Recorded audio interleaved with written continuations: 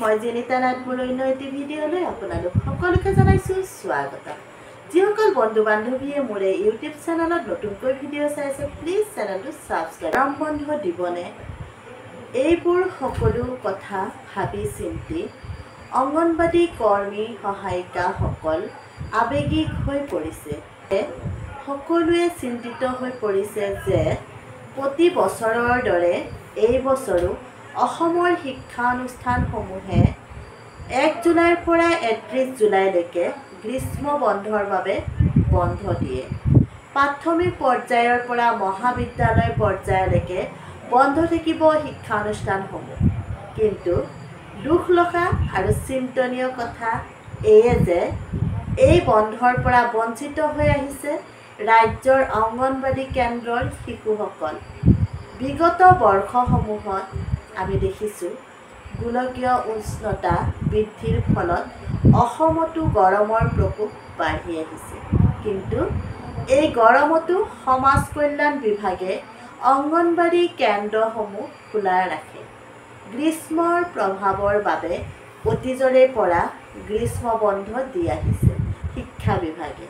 কিন্তু কিয় অংগনবাড়ীৰ কণ কণ শিশুসকলক এই বন্ধৰ পৰা বঞ্চিত হৈ আহিছে সেই এক নুবুজা সাঁথৰ। বিভাগলৈ মোৰ অনুৰোধ, এই বছৰৰ পৰা এই শিশুসকলকো গ্ৰীষ্ম বন্ধ দিয়ক, সেয়া তেওঁলোকৰ প্ৰাপ্য। অংগনবাদী কৰ্মী সহায়িকাসকলকো অলপ সুবিধা দিয়ক। তেওঁলোকে কমচে কম নিজৰ সৰ্বস্ব নিজৰ শৰীৰটো সুস্থ সবল কৰি ৰখাৰ বাবে তেওঁলোককো কেইদিনমান সময় দিয়ক নিজৰ সংসাৰৰ মানুহখিনিৰ লগত এক সুসংসাৰে সুপৰিয়াল হিচাপে গঢ় দিবলৈ, তেওঁলোকৰো ল'ৰা ছোৱালীক অকণমান সময় দিবলৈ অংগনবাদী কৰ্মী সহায়িকাসকলক সময় দিয়ক।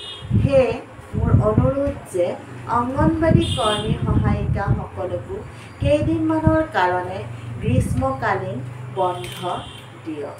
নহ'লে তেওঁলোকে দিনে দিনে জুৰুলা হৈ গৈ আছে। তেওঁলোকৰ চিন্তা ভাৱনাই একোজন অংগনবাদী কৰ্মী পুষ্টিহীনতাত ভুগিব লগা হৈছে। কিয়নো তেওঁলোকে গাঁৱে ভূঞে পুষ্টিহীনতা শিশু বিচাৰি বিচাৰি নিজেই এজনী পুষ্টিহীনতা অংগনবাদী কৰ্মী হ'বলগীয়া হৈছে। সেয়েহে কলেজৰ ল'ৰা ছোৱালীসকল বহু ডাঙৰ ডাঙৰ, কিন্তু অংগনবাদী কৰ্মীৰ ল'ৰা ছোৱালী কণ কণ শিশুসকল তেওঁলোকে নুবুজা, তেওঁলোকক হাতত ধৰি অহা যোৱা কৰিব লগা হয়। তেওঁলোকক অ আ ক খৰ পৰা আৰম্ভ কৰিব লগা হয় শিক্ষা। খেল ধেমালিৰে তেওঁলোকক আমি সুস্থ সবল এজন সুনাগৰিক কৰিবলৈ চেষ্টা কৰিব লগা হয়। সেয়েহে তেওঁলোকে ইমান উষ্ণতা কেনেদৰে সহ্য কৰিব পাৰিব? গতিকে অংগনবাদী শিশুসকলে কিয় গ্ৰীষ্মকালীন বন্ধৰ পৰা বঞ্চিত হৈ আছে সেই কথা ভাবি ভাবি অংগনবাদী কৰ্মী সহায়িকাই পাৰ নোপোৱা হৈছে। গতিকে অংগনবাদী কৰ্মী সহায়িকাসকলৰ বাবেও অলপ চিন্তা কৰক।